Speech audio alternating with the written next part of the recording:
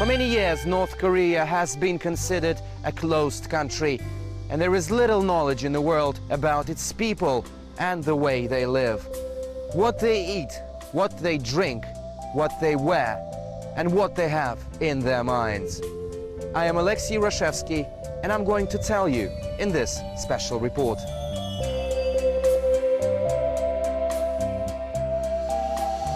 The camera spots a smiling North Korean girl. She's enjoying an intimate moment with her boyfriend in a Pyongyang park. It is quiet and peaceful here, just like it's in the rest of the country nowadays. But it hasn't always been this way.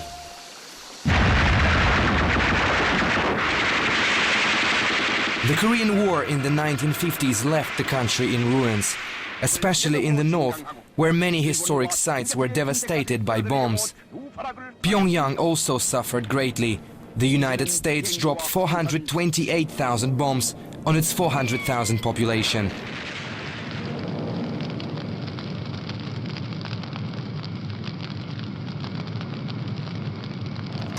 Official North Korean history credits this man, Kim Il-sung, with the country's subsequent rise from the ashes.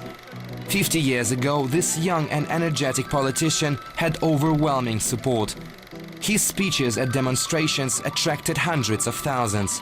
Whether it really was Kim Il-sung who brought the country back to life is still debatable, but the North Koreans claim he created an economic system which revived the country within just one decade. In order to encourage the people to work harder, the government had to find a hero. So it looked to a legend for the answer. One ancient Korean myth tells about a wild horse named Cholima. It had wings and could cover 500 meters in just one leap. Not a single rider on earth could tame that stallion. So frustrated Cholima decided to look elsewhere. He made one final giant leap, which took him straight to heaven. This is the monument to Cholima rising above Pyongyang. It symbolizes North Korea's resurrection. The first 5-year economic plan of 1956 was called the Cholima Course. And it did have a positive effect. Up until the late 1970s, North Korea was economically ahead of its southern neighbor. Regeneration programs were carried out at swift pace. Now Pyongyang is reminiscent of Moscow in the early 1970s, a period seen as the golden age of socialism. It's an eclectic mix of the old and the new.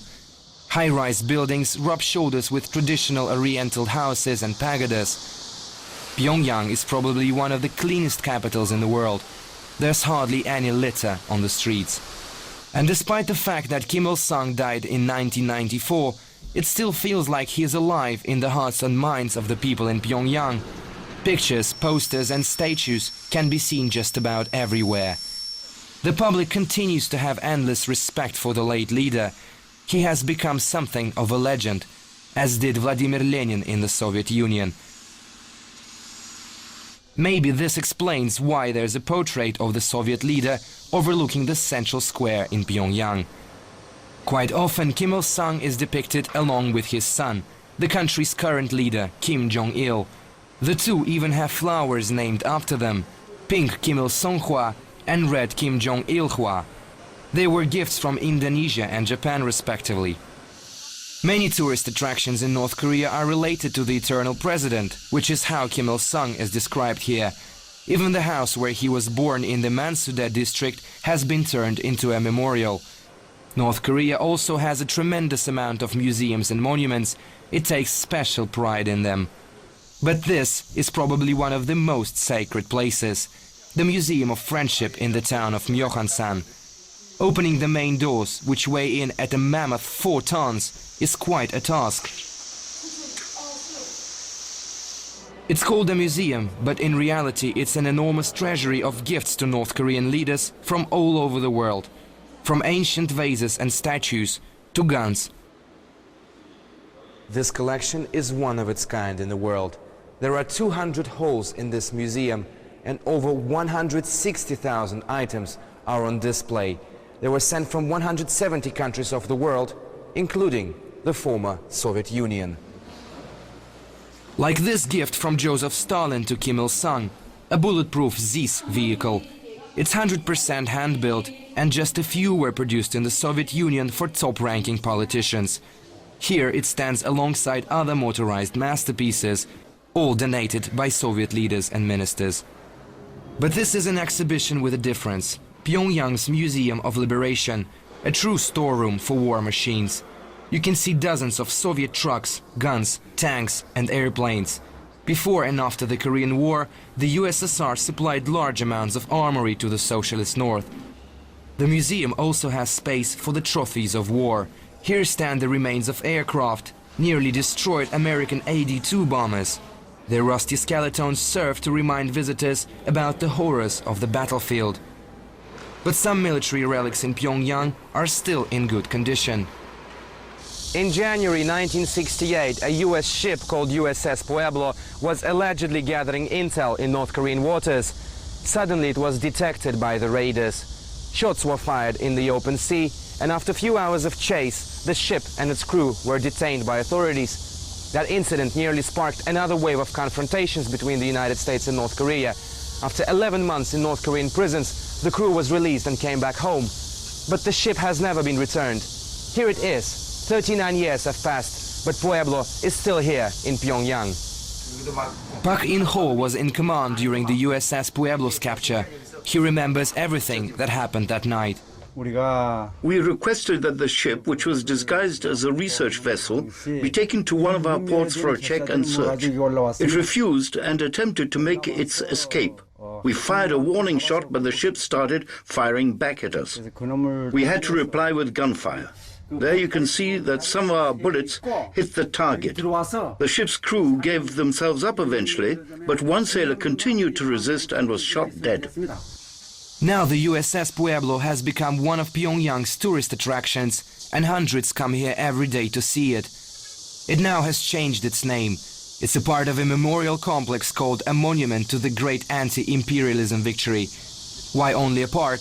Because recently the site was expanded. This is the most recent addition to the memorial. Might look like a torpedo, but North Koreans claim it's a sophisticated spy mechanism which belonged to the United States, and they say it was captured only 2 years ago in North Korean waters.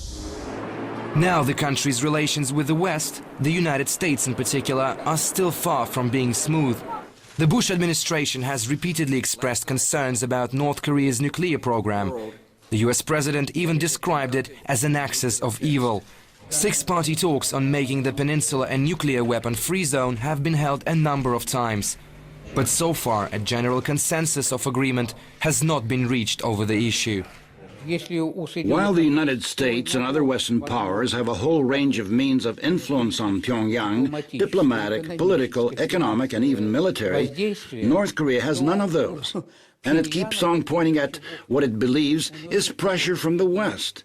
The only way they can show their resistance is through saber rattling. In July 2006, North Korea test-launched Taepodong-1 and Taepodong-2 ballistic missiles, putting the whole world on edge. The UN Security Council called an emergency meeting and signed a resolution condemning the nuclear testing. North Korea rejected the move, however, saying the launch was simply a part of everyday self-defense training. On October 9, 2006, the tension escalated. North Korea claimed it had successfully tested a nuclear bomb at an abandoned mine in the northeast of the country. Experts say the device was equivalent to 500 metric tons of explosives. That's at least 30 times less powerful as the bombs dropped on Hiroshima and Nagasaki. Meteorologists also say no major radiation leak has been detected. However, the international community, including Russia, condemned North Korea's actions. The UN Security Council passed a resolution to impose sanctions on Pyongyang, demanding it curbs its nuclear activities. The measures which have been taken include military trade blockades to visa bans, and all have serious implications. Now it seems unlikely that relations between North Korea and the West could return to normal. With the new sanctions imposed against Pyongyang, North Korea has refused to take part in the six-party talks. Many believe this is the only reasonable way out of the situation. But I believe that after the reported nuclear test, it could take years for the different sides involved to return to negotiations. Another ongoing foreign policy issue is North Korea's relations with its southern neighbor. The armistice reached by the two in 1953 is still in place, but a permanent peace treaty has yet to be signed. The countries are seen as still being at war. This is where negotiations are held and gunshots are also sometimes heard. The Pyongyang border post. It is better known as the 38th parallel. The demilitarized zone, or the DMZ, is demarked by a stark concrete wall, similar to the one being built in Israel. Here, guards keep watch 24 hours a day, 7 days a week, on both sides. This scheme shows how the wall splits the peninsula from here to there. It's 240 kilometers long and even cuts through rivers and lakes. It means even fish and animals can't cross the border, not to mention the people. But just a few kilometers away is the city of Kaesong. Many centuries ago it was the capital of the ancient Koryo Empire. Now, ironically, many call it a glimmer of hope for the two sides to reach a peaceful means of reunification.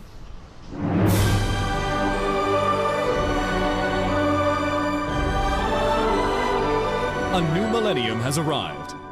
A new dream will come true. Stand in the center of the economy of the Far East. Unite the South and the North.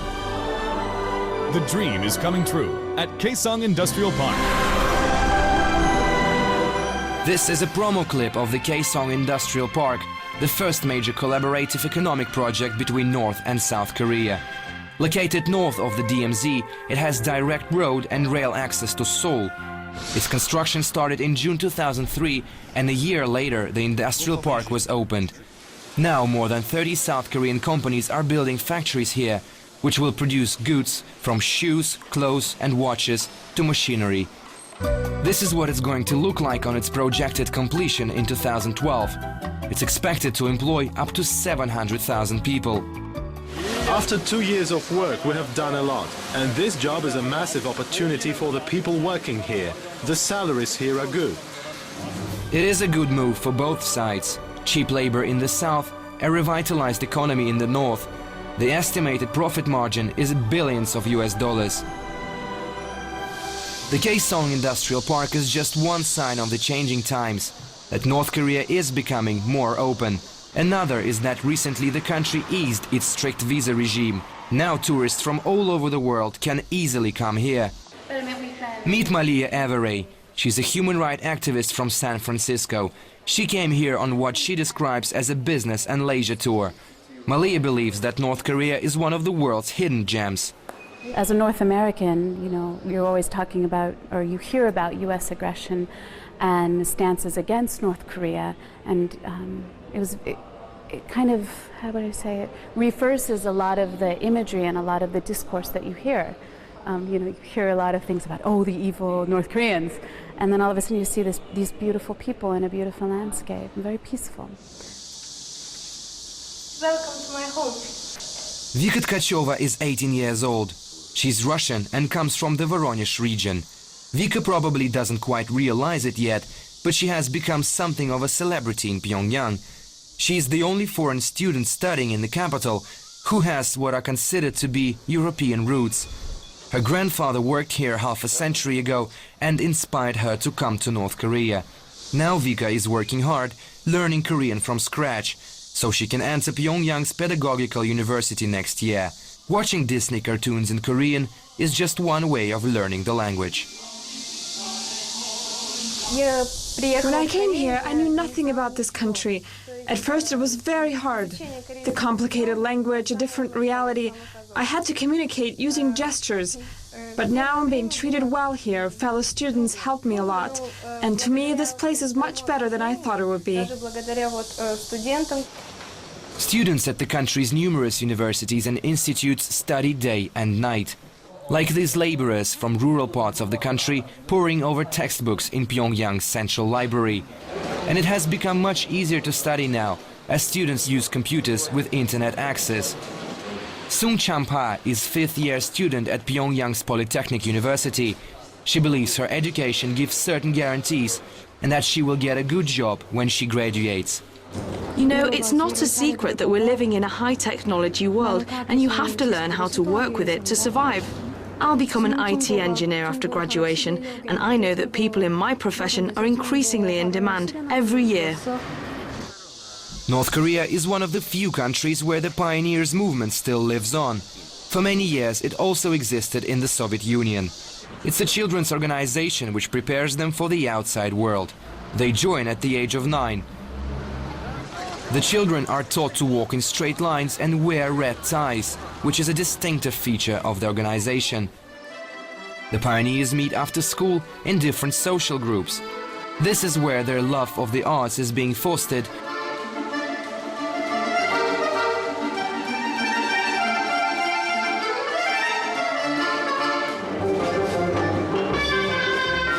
And every month they perform concerts like this one.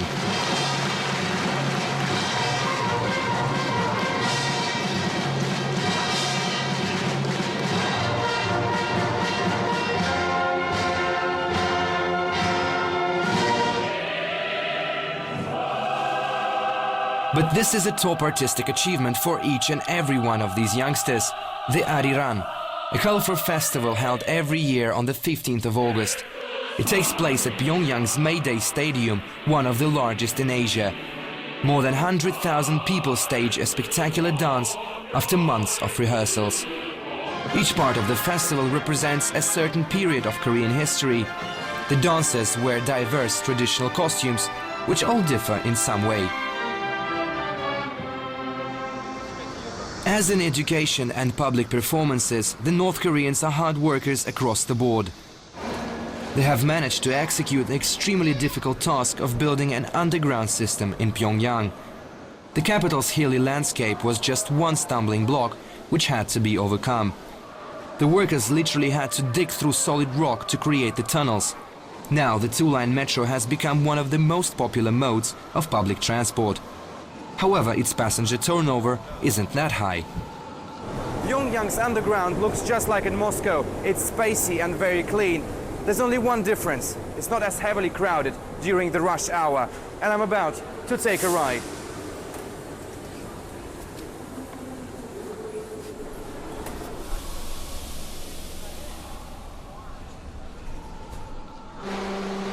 The experience was pleasant. The trains are well air-conditioned, and it was also easy to find a seat. But many Koreans prefer to travel above ground. Cars are seen as a luxury here, so thousands use pedal power to get around. Bicycles have become very popular in North Korea during the last decade. Besides, they are affordable. A good Chinese bike costs between 10 and 30 euros. And those people who steer four-wheeled iron horses are lucky enough not to get stuck in traffic jams. Pyongyang's roads are wide, but they are not filled with cars. Even though traffic in Pyongyang is not really congested, it still needs to be regulated. And that is the job of these beauties. They are probably the most attractive women in the whole of North Korea, and they're standing like this in the streets of Pyongyang throughout the day, in any weather conditions. Every half hour they swap shifts, and it looks like a pompous ceremony. Their moves are sharp, the outfits elegant. As for everyday life, North Koreans are quite conservative when it comes to clothes. The men are dressed like this man, smart trousers, usually black, topped with a white t-shirt or short-sleeved shirt. Or they wear a tidy suit like this one, which is common in this part of the world. The North Koreans say they're good all year round, cool in the summer and warm in the winter. Women's clothing is also quite plain, except for holidays and high days, when they put on colorful traditional outfits, which have some similarities with those worn in Japan. But there is one attribute which definitely belongs to North Korea. This is not a souvenir, and you cannot buy it in a shop. In fact, it's practically impossible for a foreigner to get one. It's a limited edition badge of Kim Il-sung. It is given to every North Korean over 18 years old, and the whole nation wears this badge here on the left side of the chest, closer to the heart, symbolizing their eternal respect for the leader. A few years ago, people wanted to make similar badges from images of Kim Jong-il, but the leader rejected the idea. As for the food, it's traditional Asian cuisine, spicy noodles and different types of meat. In recent years, a large number of restaurants have opened in Pyongyang to suit all tastes. They cover an entire culinary palette of European, African and Oriental dishes. I'm now dining out at one of Pyongyang's best steakhouses. It has quite an impressive menu. I'm having a hard time selecting a dish. Well, I think I'll go for the grilled beef. It looks like an ordinary steak, but they told me to have a special way of preparing it. Barely 5 minutes had passed before a waitress arrived with a plate of sliced raw beef, lit a small burner in the center of the table, and cooked it right in front of me. The result was surprisingly delicious. Okay, I'm taking this little piece of beef off the stove. They say it comes best with sauce, so let's try it.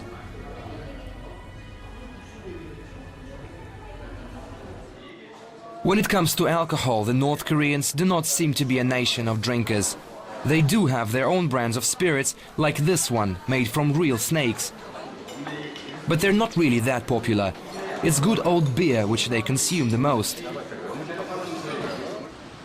The Taedonggang brewery is the country's leading beer maker.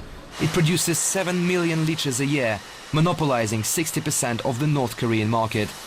Modern brewing technology combined with years of experience. Most of the factory staff trained in St. Petersburg, Russia's northern capital. This is Pyongyang's finest lager, and it just came from the brewery. I think I'm about to try it.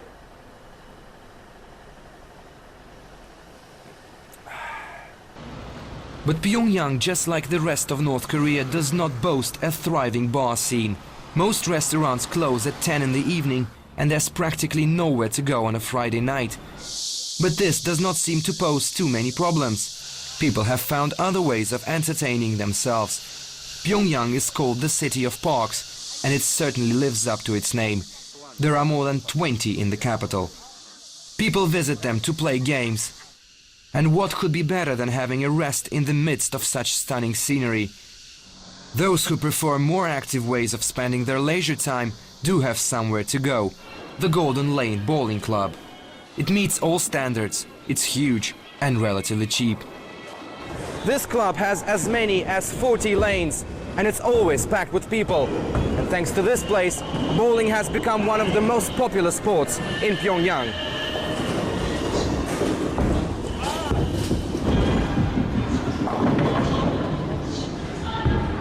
Well, I wasn't informed this time to hit out a strike, unlike the newly formed North Korean national bowling team.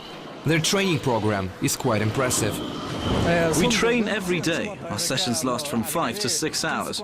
You know, our team is very young, but my trainees do show good skills. I believe in a few years' time, the North Korean national bowling team will be able to compete for the world's top prizes. The limited social scene in North Korea does not seem to deter tourists either. Malia Everett explains why she came here, despite the apparent lack of things to do. And I think that is very interesting to many people who've perhaps traveled to many other countries around the world and are looking for something very unique. So if some people want a Club Med vacation and hang out on the beach or something like that, then maybe this isn't the place for them.